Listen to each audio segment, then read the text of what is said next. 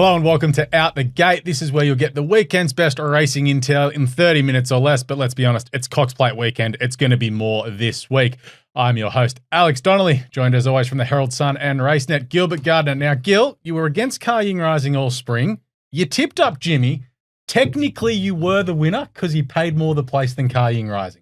Didn't think of it that way, but I'll take it. And I'll tell you what, if they actually ran the race properly with a bit of speed up front, like a proper, genuine test for $20 million or whatever it's worth, Jimmy would have won. But anyway, they gave it a boat race for Car Ying to win and help all the Hong Kong punters and everyone else in the world. But well done, Mitch. You were right. Car Ying's the world's best spring to bring on Black Caviar, all the comparisons. But Jimmy Starr, I tell you what, he'll be winning next Saturday. What's the consolate, or not the second? The Russell Balding. That's the one, the $3 million. Put your house on that. Jimmy wins that. Oh, we'll bring in Mitch from the Daily Telegraph and Racenet as well. Mitch, can you concur on that one? Oh, the 1,300 metres looks ideal for him, doesn't it? I don't think the speed beat him. And let's not talk about speed races. It's boat races down in Melbourne. Mr. Brightside, hello. But look, we got the story last weekend, didn't we, with Car Ying Rising winning the big race. He was good. Jimmy, probably the barrier beat him. He was excellent though, wasn't he? He was really good in the filly. Tempted. Geez, you could just follow her for years to come. She's going to win a lot of big races, you'd have to say. Yeah, well, we can touch on the average because obviously so far this spring it has been the biggest race and biggest talking point. Ethan Brown genuinely flushed that ride. They took a chance in a grand final to try and win it and risk losing it. And then you compare it to the ride on Briasa, which was, we'll get back and just kind of hope for the best. So getting it right on grand final day and being afraid to not lose, we should see more of it. Yeah, absolutely. And I spoke to Ethan actually at track on Tuesday at the Valley, and we had a chat about out there. This was obviously he's dedicated a lot of time going up to Sydney for this sort of preparation. He's missing a lot of rides down here in Melbourne. He's ridden the most winners, equal most actually, with Blake Shin in Victoria this season to date. Obviously, we're only a couple of months, 3 months in. But it's pretty good considering he's basically spent every second week in Sydney to be riding light infantry. And he felt like it won. Like that was how good that felt. There was almost reward for effort. I mean, yes, he got a decent pay packet for running third and $2 million for third. Yeah, so about $100,000 for the jock. So it's not a bad little payday. But he actually genuinely felt like he won the race. The experience was excellent. He enjoyed the build up, and he felt like he got that reward. It's actually great to see Mitch here. I thought racing had stopped in Sydney, to be honest. So it's good to see that they're still going on. It's not all about one race up there, but nice to see you here, and we got the proper racing now about to begin. So we do have a Group 1 this weekend in Sydney, the Spring Champion. Of course, it does take second billing to the Cox Plate, which we will go through in detail. But of course, the best bets, the quaddie legs, and of course, all the breaking news stories for this weekend. We'll also get a tip for Friday night's Moonee Valley Gold Cup because, of course, it is now a win and you're into the Melbourne Cup. And with Geelong being called off yesterday and being run today on Thursday as we record, that field has changed a little bit. So it'll be good to talk about that. But before we get started, make sure you do subscribe to Racenet on YouTube. Get around that because there's a lot of videos from Breakfast with the Best up there at the moment. Some really good content up there. Hit the like and subscribe buttons anytime we do a video. It pops up in your feed, as well as hitting the notifications bell and follow Racenet on X. It is at Racenet Tweets, and on Facebook and Instagram, it is at Racenet. We did have some really good content last week in Sydney as well, asking all the jockeys in Sydney, who would you like to ride in the Everest of the jockeys that didn't have a ride? A lot of love for Jolly Star, which I think was a tactical play from some jockeys, just trying to keep Chris Wallace sweet. Alicia Colt the smartest. It's a $20 million race. I want to ride the $1.50 favourite. But you know what? Let's get out the gate. Gil, the Valley. Yes. Final time before they tear it all down and rebuild and restructure. It's going to be day 2 on Saturday, of course. They run on Friday night. There's some rain around in Melbourne. Race 10 on Saturday is the Cox Plate, so it is the final event. This track, if this rain doesn't ease up, could be in a bit of trouble. We'll be fine. We'll be fine. I'll tell you what, they would have been absolutely thrilled that it poured yesterday. Yeah. There wouldn't have been anyone having I felt sorry for the people at Geelong. I was down there, of course. They got through 3 races and we got blown off. The race that stops a hurricane, someone suggested, was the Geelong Cup because the sun was out at the start of the day, but then it turned and the wind was bad. But the only people that would have been happy about that yesterday would have been the Moonee Valley Cox Plate organisers because they don't have to put water on the track. Well, there's that, but also it hits Wednesday, so it gives you a bit of time to go. I think the forecast is okay. Yeah. I think we'll be fine. I mean, I live close by to the valley, and it hasn't been too wet. In fact, but you wouldn't even know it's dry. I've still got to water my plants, so put it that way. But so I've got no issue with the conditions, I think we'll be right. Yeah. I think on the weather front. And Mitch, up in Sydney, well, it was 40 degrees out west yesterday, so they changed the times at Warwick Farm, but at Randwick, the rail will be out 7 metres, 1,600 to the winning post, plus 5 the remainder. It looks like it's just going to be hot. Not as hot as it was yesterday. It's actually dropped drastically in temperature yesterday. I was glad I wasn't in Sydney's West. Born and raised in Penrith.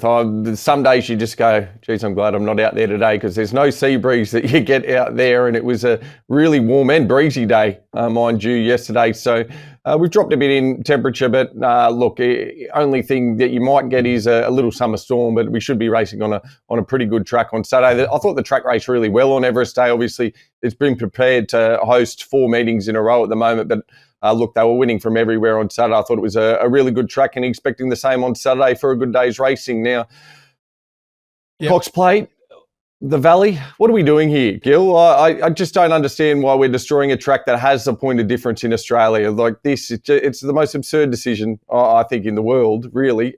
We need tracks that are different, and we've decided to destroy one. Yeah, well, at least we're keeping our three metro tracks in Melbourne, unlike Sydney, where they're trying to actually close one down, which that'd get us to 3 in Sydney. We've got 4 metro tracks, Gil. Which isn't ideal. No, I think that's a short-sighted view. These ones, isn't it? The Simpsons gift. They're doing it for the money. Well, no, I think they're doing it. I mean, it sounds silly doing it for the future, but I mean, the Valley, if you've been there right now, it's a tired old venue. The track is 30 years older than it needs to be. The grandstand's falling down. I mean, the lifts barely work. You know, like the place needs a full revamp. Now, you could argue, okay, well, you know, why don't you build a new grandstand and redo the track and leave it the way it is?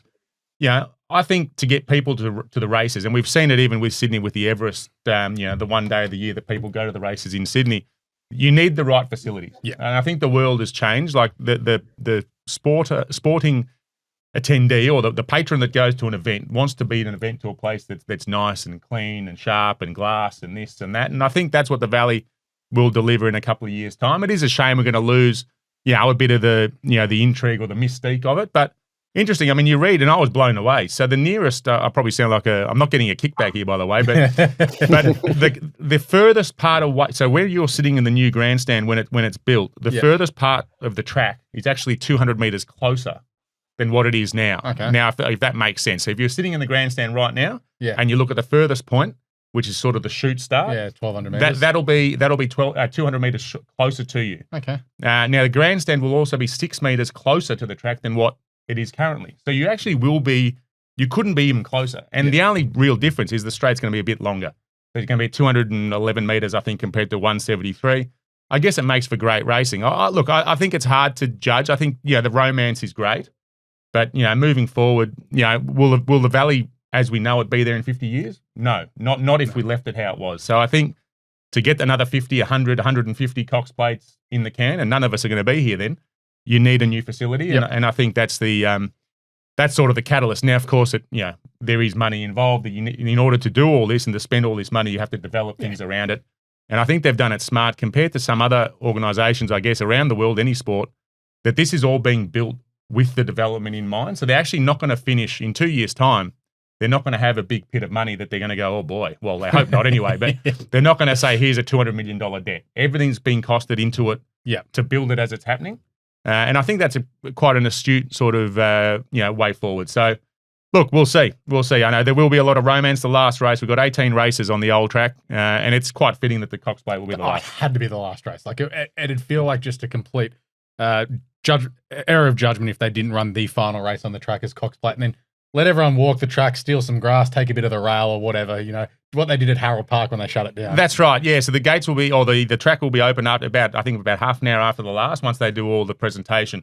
And there's a concert stage sort of up towards the turn, I'm told. I didn't pay close attention last Tuesday. But anyway, so it'll be essentially a concert on the track. Yep.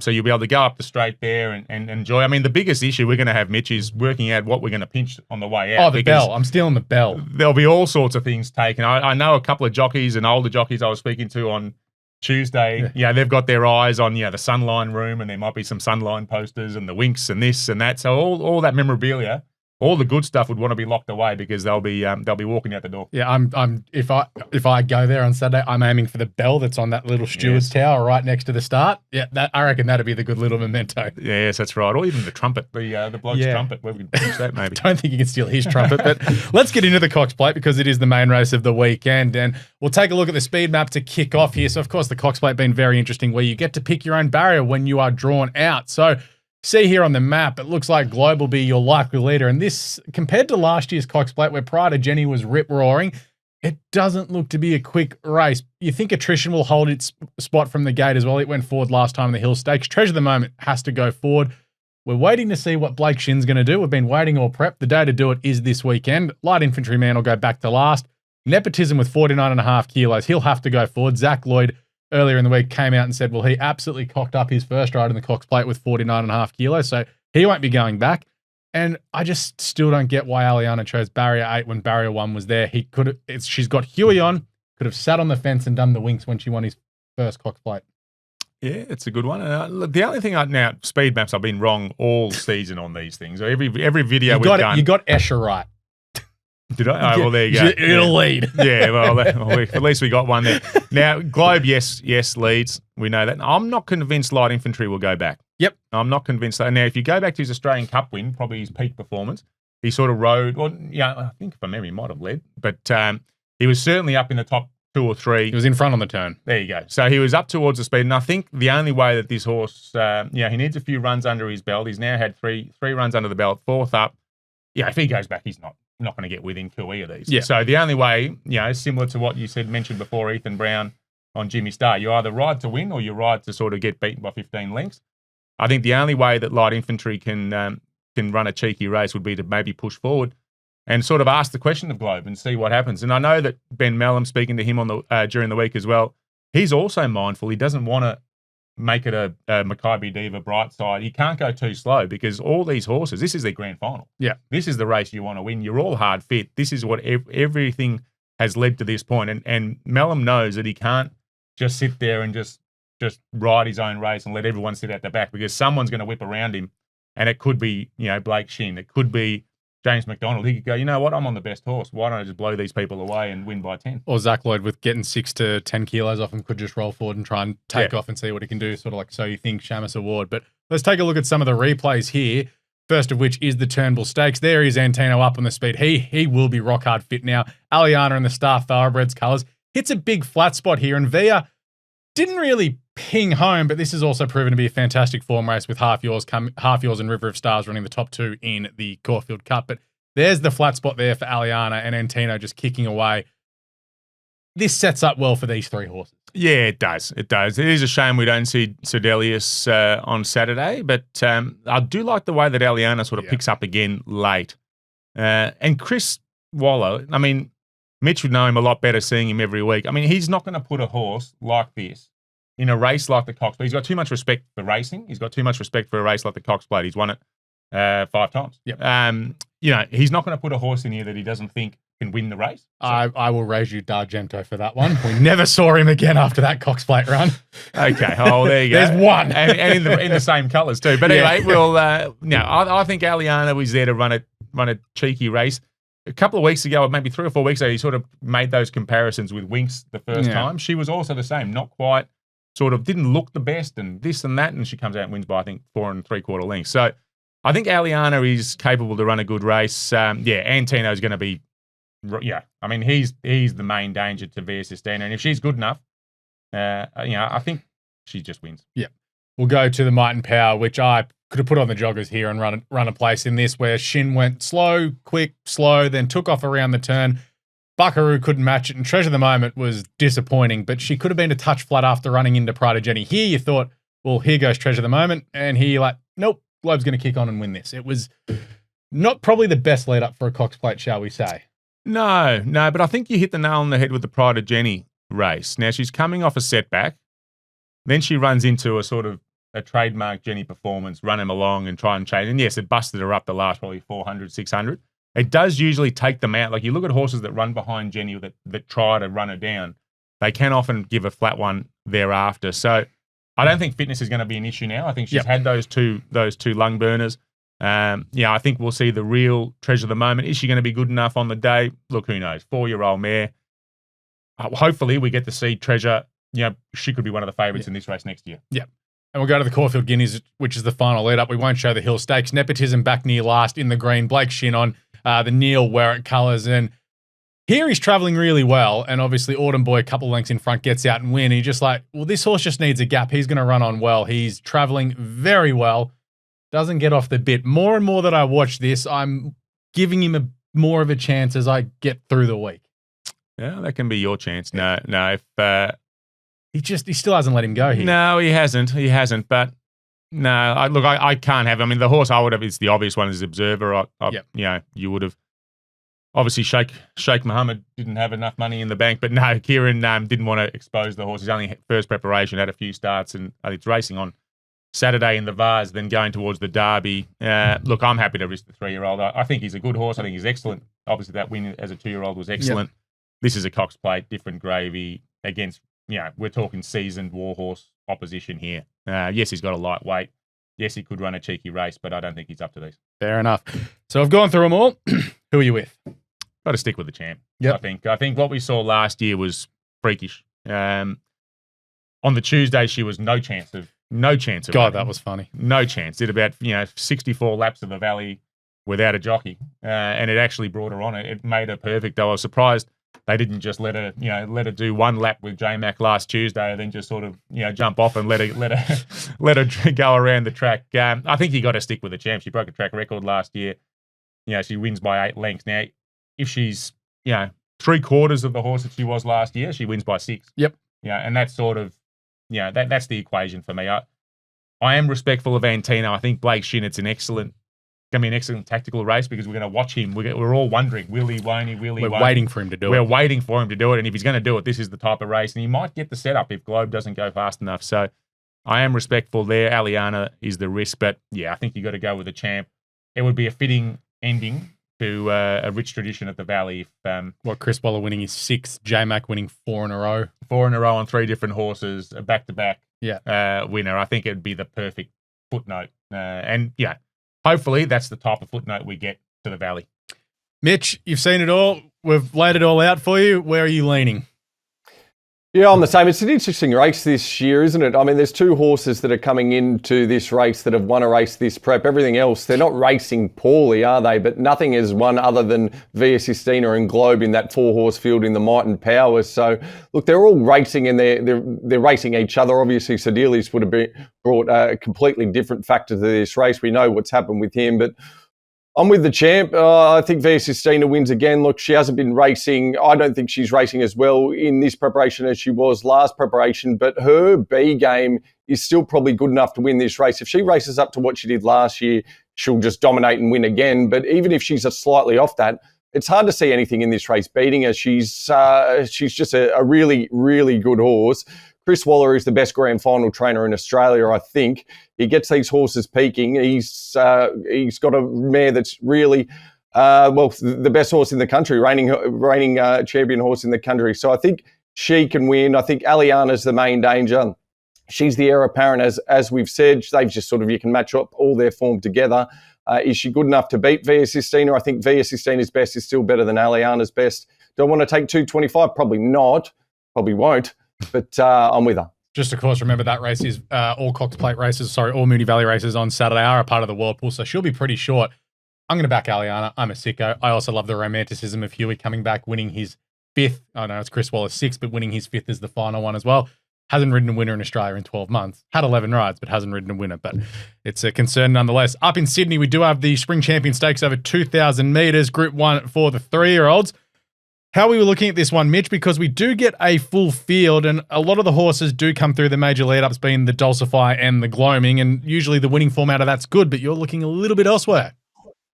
Yeah, I am, but I don't think it's too crazy, and it is my best value play of the day. It's Champagne Hero. Now, this horse was favourite in that Gloaming Stakes the other day and just didn't have the luck that the stablemate did. The stablemate made his own luck and was obviously very good. That's Shangri-La Boy, the half-brother to Storm Boy, but I thought this horse was excellent, really. He just had no luck in the straight, was just bottled up. And once he found some room, he hit the line really nicely. I think he's a horse that's going to relish 2,000. The draw on Saturday, he's drawn 11. I think the decision's really been made for him. I think Regan Bayliss probably goes forward. We know Tulloch Lodge like to do that with their horses anyway. I think he goes forward, probably sits outside his stablemate, and he's going to run a really big race. I've got a lot of respect for Attica. I think he's a really nice horse. He's was a great winner of that Dulcify. He steps up to 2,000. He's had a tick over trial. Was really good there. And Federalist, he's also got a lot of time for, but I think, again, he's probably going to go back and be one of the strongest late. It wouldn't surprise me if he won, but yeah, I think Champagne Hero is the one for me, boys. I think he's great value.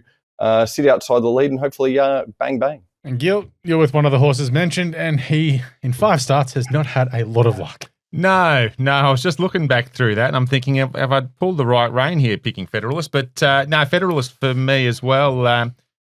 Wayne Hawkes on the radio here in Melbourne, just before we went on air, sort of said, if he runs well on Saturday, he's coming, the idea is to back him up into the Derby. So clearly he wants the trip. Just watching his last run, no luck at all. And you're thinking at about the 300, you're thinking, he's going to run Stone Motherless or thereabouts. And then all of a sudden the motor sort of kicks in. And now you watch him after the line, he's basically alongside the winner. I mean, he's gone past the winner well after the line. So I think the 2,000 is ideal for him. The wide draw is going to be an issue. He does get back. So I guess, wide draw, low draw almost doesn't matter. Yeah. So I'm just happy to have a swing, a swing for the fence there at, 20s or thereabouts. So each way, gamble responsibly. And that's the way I'm looking at this race. Obviously, my attention will be more on the Valley. Yeah, we'll get to the Valley for your best bet on the weekend. Horse backing up out of the Caulfield Cup, and it was a weird run by Middle Earth last week. Yes, it was disappointing. I think the camp had a bit more confidence in him. They thought he would actually... The vibes were high. Yeah. Kieran was interesting. He thought that the horse was probably still going to be better in the Melbourne Cup because he thought he was probably maybe a fraction behind where he would have liked him to be. And he, so he sort of warned a bit about that, and it ended up being the case. I know Zara was pretty confident that the horse was ready. That's what they were waiting for. 2,400 metre handicap. He'd been running in 2,000 metre races, usually weight for age, those sort of things. So this was meant to be his race. So the fact that he disappointed, they put the blinkers on. So they've worked him with blinkers since, and he's gone well by all accounts, and probably not dissimilar to Gilded Water, the favourite of the Geelong Cup today that we've tipped a couple of times on this on our show here. He just has to win. Yeah, I mean, he's the best horse in the race, and I think sometimes we try and be a bit too cheeky with these tips. The best horse in the race, he's going towards a Melbourne Cup. Nothing else in that field is worthy of a Melbourne Cup start or run. So you're saying if he doesn't win, you can't run him in a Melbourne Cup. You're not going to waste your time or money. Yeah, in a nutshell, I think it's a bit of a D-Day, and Ethan Brown on, he gets on. After the blinkers have gone on, the horse, and I'm just in the back of my mind, I keep thinking Kieran maybe just needed that Caulfield Cup run, and now he's ready to go. Okay, don't mind it. Mitch, your best bet up in Sydney comes up early in the day. Horse on the quick backup, who probably could have the best form lines of anyone in this race. Yeah, he's an obvious pick, isn't he? That's early on in the card, race 4, number 9, Point and Shoot. He is on the 7-day backup. He was in that Silver Eagle last weekend where he went back, but he hit the line better than anything. He's 6-4 and 4-2 splits with the fastest of the race. Over that 1,300 metres, he was terrific through the line. He's on the 7-day backup here, up to a mile, which would suit him. His last time at the mile here at Randwick, he was a terrific winner before going down and running in that Australian Guineas where he's one of the favourites. Didn't quite race as well as he could in that race, but no, I think he's a smart horse and he should be better than these. He's probably stakes quality. Björn, always good with these horses on the backup. He's there to win on Saturday. I'm all hoping after Kaying Rising and Linebacker, Overpass ran so well in the Everest, we all just charged into the 360 that was available for Linebacker. That just looked a bet to nothing as soon as they went so well in the Everest. And he sat 3 wide and killed them. So one of the who knew this? What was it? What we said the second fastest trial over 1,000 ever was a good trial. Yeah. Your next best comes up in a weight for age race horse that was quite good last start behind War Machine, who did disappoint in the Everest, but really good run first up. Yeah. Look, I just think it's more the value of it. I think it's quite an open race. I think you could definitely make a case for Charmstone, Group 1 Manicato winner. But close to evens. Yeah, leave me out. Bit short. I just thought. She had every possible chance in that Manicato. The race just panned out perfectly. Ridden a treat by Blake Shin. Now, I mean, she's drawn a bit out here. I mean, they were thinking Everest. They were, do we go to the Everest? Do we go to Sydney? They've obviously gone for this option, which obviously she'll go from here to the Champion Sprint in a couple of weeks' time at Flemington. So I'm just not sold on the price. I'm happy to sort of play around there. I think Neance will be a very good chance third up. I think she's sort of building, and this is probably her level. I think they've obviously tried her in the Manikato. They've tried her in the Group 1s, drops down a slight peg and gets her chance. Again, she just has no luck with the barriers. I'm not convinced the Valley's her track either, to be honest. But Bridal Waltz, I just think just keeps racing consistently. And I think going to go forward. PG Moody, Catherine Coleman, Luke Nolan, proven combination. This would be a race that they would have had circled a little while back. And the horse, it's probably ripe for the picking. And it'd be, $8, $9. I think it's a nice each way play. If it doesn't win, I reckon it's a moral for a place, and you might get a bit better price on the winner. So it was one to throw in also with your exotics, because those pools are going to be so much bigger with the World Pool over the weekend too. Mitch, your next best looks pretty simple formula. Nash goes on. Hopefully it rolls forward. Probably not forward. Race 5, number 2, Grand Eagle for me. I don't think we'll probably be a little bit further back. Just need a bit of speed on. But I thought the run in the Heritage Stakes was terrific, to be honest. I thought, he was hitting the line as well as anything in that Heritage Stakes. Then the other day in the Roman Console, it was just a race dominated by the winner, Hidden Motive, led and won there. Now, a lot of the horses out of that race are going to wind up in a Coolmore next weekend. They've gone the easier road with this fella dropping back from the Group 2. I think just if he can get a little bit of pace on, he can show his best, and around that 550 mark. Nash riding really well, went down to Melbourne last week, and it's basically playing reserve grade down there, isn't it? Gil, you'd know he dominated, so he's back up here this weekend.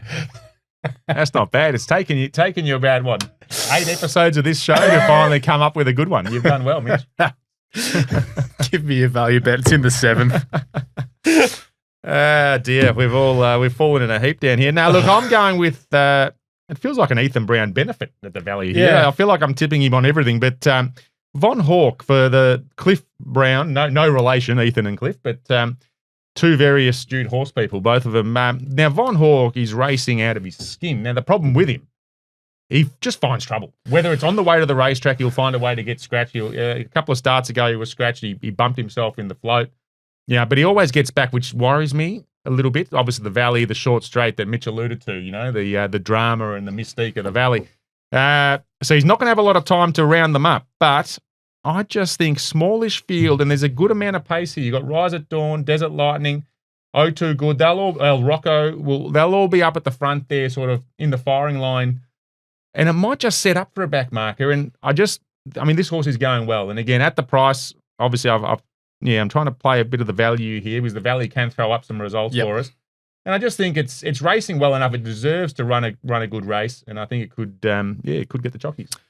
And Mitch, we've already heard your value. It is in the Spring Champion Champagne Hero. So we'll rip into the quaddies. Gil, playing a bit wide here. This is a bit wider than usual for you, but again, pools are going to be big, so we just need to get a piece of it. Yeah, that's right. Yeah, I'm looking at that now. Now that I see the percentage, I'm not happy with this, but we'll go. We'll go for this for the time being. But yeah, look, the first leg race 7, 4, 5, 7, and 8. The second leg 5, 8, and 9. Third leg 1, 3, 7, and 9. And we'll come home in the Cox Plate with 2, 6, 7, and 8. That's I could probably tighten that up. I reckon if that's the one you'll tighten up, maybe drop it back to Via Sistina and Aliana and just leave the rest out. I think in the last.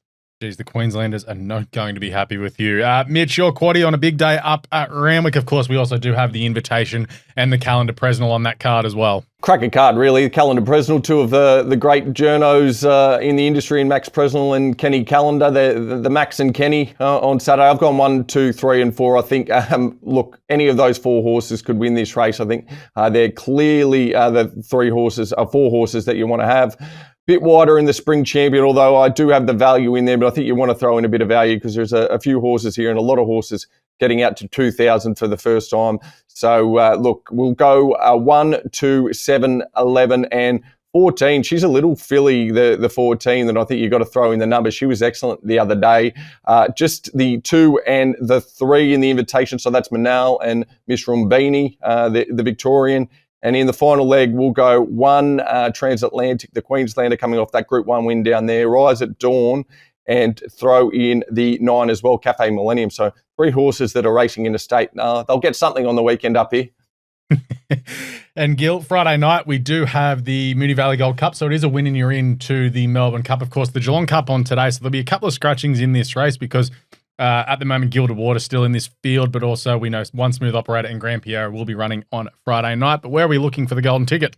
Yeah, look, Smoothie makes it interesting because I thought he would have been a good chance of going back-to-back in the Geelong Cup, but obviously yesterday got blown away, so they're running him in to the Valley. Now, speaking to Brian Ellison yesterday, he was desperate to get a run in the horse.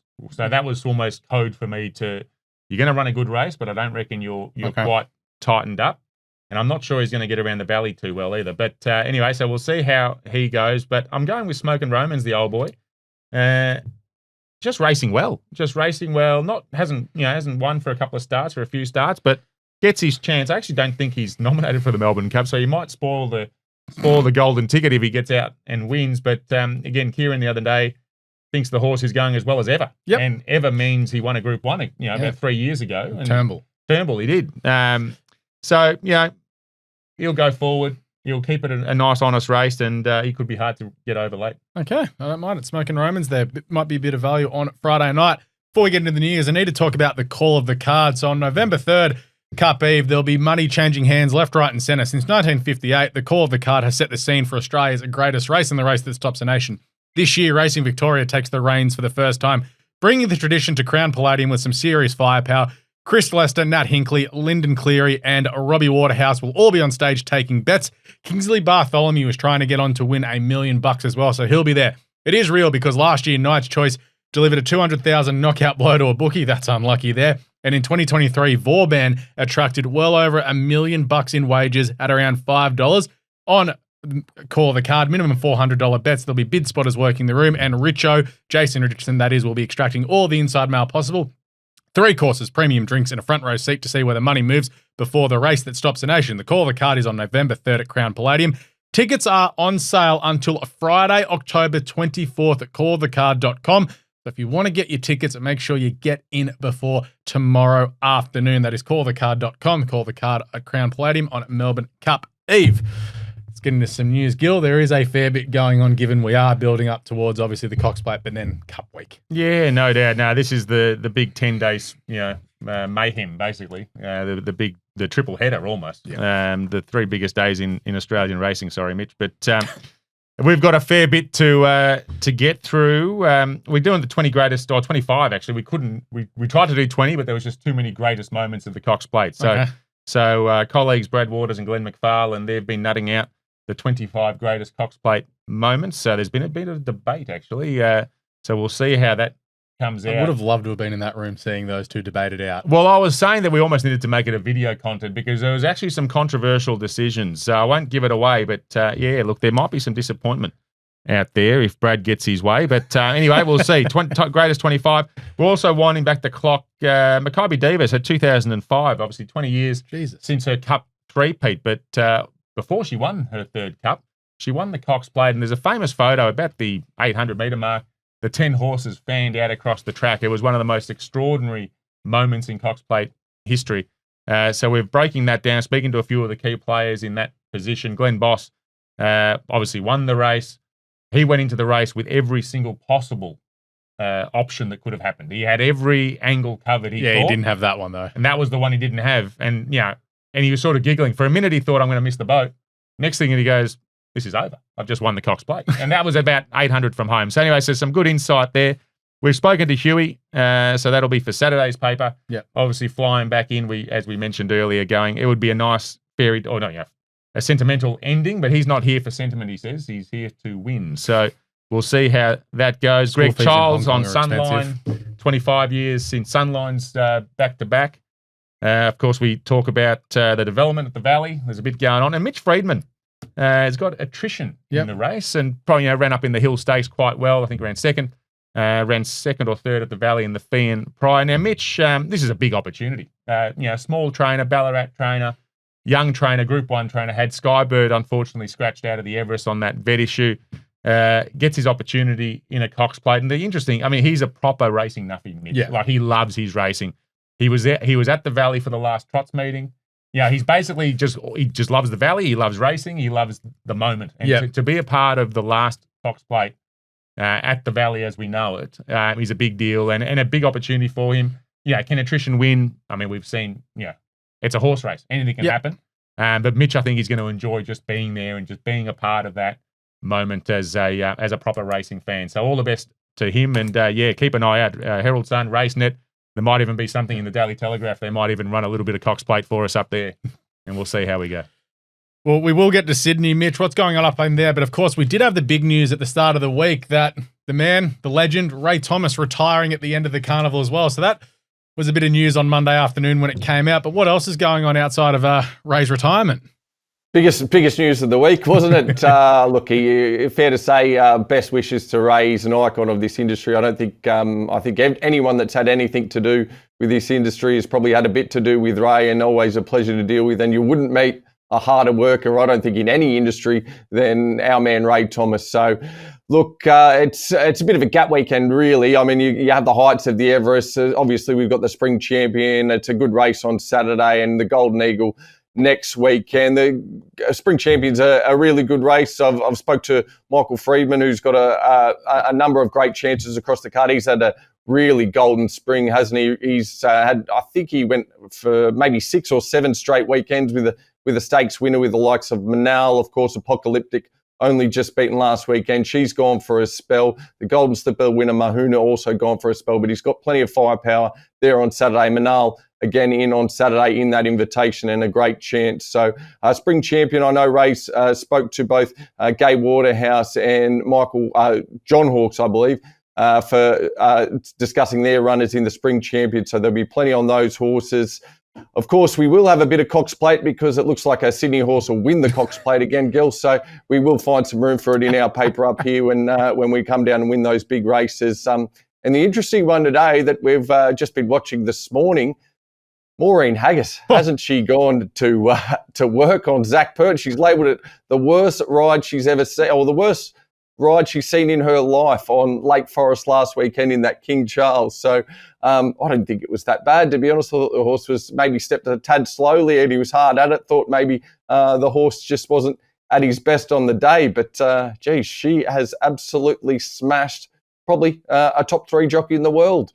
She also gave J-Mac a drive-by there as well, saying the 2 horses that they had in just did not get good rides whatsoever. So, yeah, I just had 3 rides pop to my mind that were instantly worse, and I reckon I would have seen one in the last week that was worse too by a flying jockey from the UK. Yeah, no doubt. And a bit of the feedback, I think one of the jockeys might have said enjoy racing for ribbons over there in the UK. So, everyone's entitled to an opinion. Obviously, he's gone a bit over the top. I mean, you look at some of these international jockeys that come out here. I mean, sometimes you wonder why you. I know they're a good name and they're coming. They're well credentialed in their jurisdictions, but they bring them over here and they absolutely butcher jobs. Yeah, I'm still getting over the ride on. If we're going to criticise one ride from the weekend from flying, it's the ride on Maidan. That was quite clearly the worst from a flying all weekend. But then it's like, he rides the horse. I get it, but it's also Lake Forest. Like Zach said, its action wasn't right. So how can you blame Zach for that? And then the stayer, Sam Hawkins, just went absolutely shocking. Like, you got beaten by Etna Rosso and Travolta. If you lose into them, you haven't gone too well. But anyway, we need to get in the wrap from the weekend. So, of course, in the tips, the boys are tipping both V Sistina in the Cox Plate. In the Spring Champion, Mitch is pretty keen on Champagne Hero. It's also his value bet of the day. Gil likes Federalist. So if we find the winner there, you get a bit of value. Best bets for Gil this weekend on Saturday, Middle Earth, Bridal Waltz, and Von Hawk. He's also tipping Smoke and Romans on Friday night. And in Sydney, Mitch likes Point and Shoot, Grand Eagle, and Champagne Hero. All those will be up and across on social media as well. So if you do want to do that, make sure you do get to our social media. It is at Racenet Tweets on Twitter, on Instagram. It is at Racenet as well as Facebook. Plenty of content going up over the coming days there. If you want a runner-by-runner preview of the Cox Plate, that is up and online now. James Lamb and I go through all the runners in the Cox Plate, and Lammy gives us a couple of tips for the day as well, and all different races to Gil. So we've got the whole meeting covered basically with Lammy and Gil. But Gil, thank you, mate. Thank you. Catch you next week, and good luck getting sleep in about 3 weeks' time. Mitch, of course, thank you. Of course, big week next week in Sydney, Golden Eagle and the Russell Balding at Randwick. Yeah, who needs Derby Day? And I'll be in Sydney for the Little Dance the following week. But, of course, good luck if you're having a bet this weekend. We'll catch you next week on Out the Gate.